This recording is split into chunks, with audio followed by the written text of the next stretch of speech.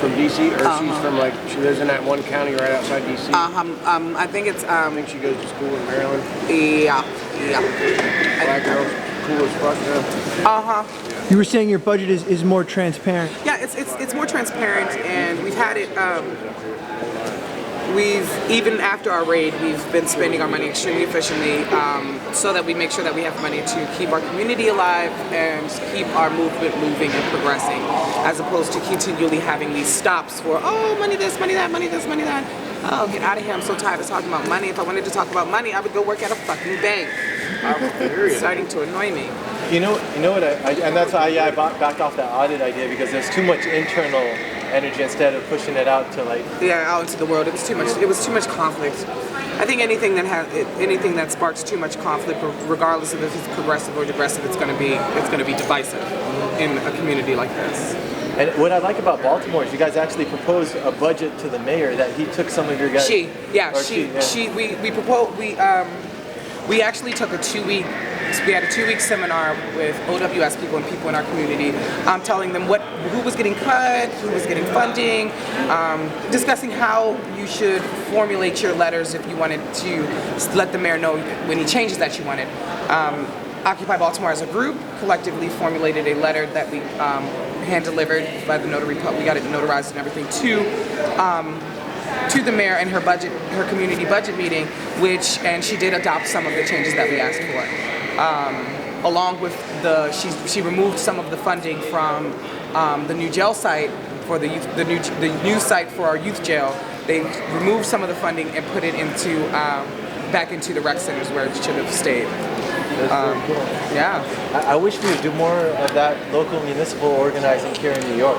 The reason I think that it's such an issue here is just because it's Occupy Wall Street as opposed to Occupy Brooklyn, Occupy New York, Occupy Manhattan, as opposed to Occupy these communities. It's Occupy Wall Street, which is the larger scaled issue. So it makes it a lot harder because it's one occupation trying to fight all these things, bearing the brunt of all these issues.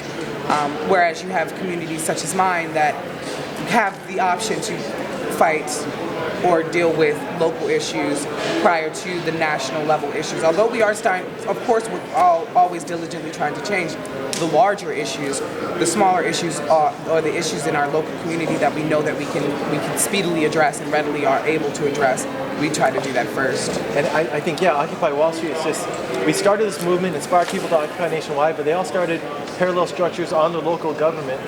And we haven't done that really in New York, and that's where we're behind the curve. We started this movement that we haven't really completely joined ourselves, and people don't want to really address that issue that Occupy Wall Street isn't really, it should be like Occupy New York, Occupy the Hood, Occupy Brooklyn. There's no really place in our movement for the concept of Occupy Wall Street unless we're dealing with Wall Street area issues of the financial district, which we're not dealing with here. Occupy Wall Street, like you said, is the bigger picture. And we should really, I think, focus on New York City and then let that bigger thing develop organically.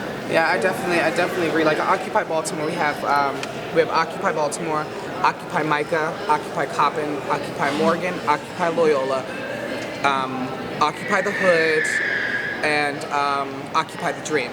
Those 7 occupations, we work together all under Occupy Baltimore to progressively move forward our specific city on top of attempts to, face these issues that are on a larger scale.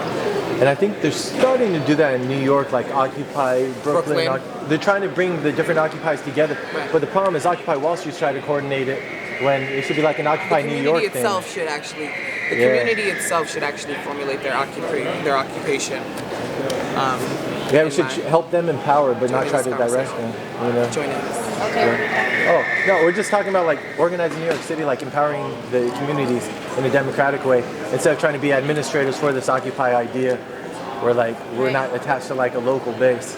And I think that's where a lot of the internal contradictions of Occupy Wall Street is, that we have no local base, no local community organizing that Occupy Wall Street is inherently attached to. Right. It's been abstracted from the beginning. Agreed. So there was actually an initiative through the outreach working group early on called Occupy Your Block that was working with different community-based organizations and communities all over New York City on issues that are important in their own neighborhoods. And there currently are like door knocking campaigns through the labor outreach working group. where they go, like they've been going into neighborhoods in East New York and just asking people, like, what issues are you guys working on? Like, You know, I talked to a guy who was doing that, who Yeah. like is actually a paid union organizer, and some people in their own free time are starting to do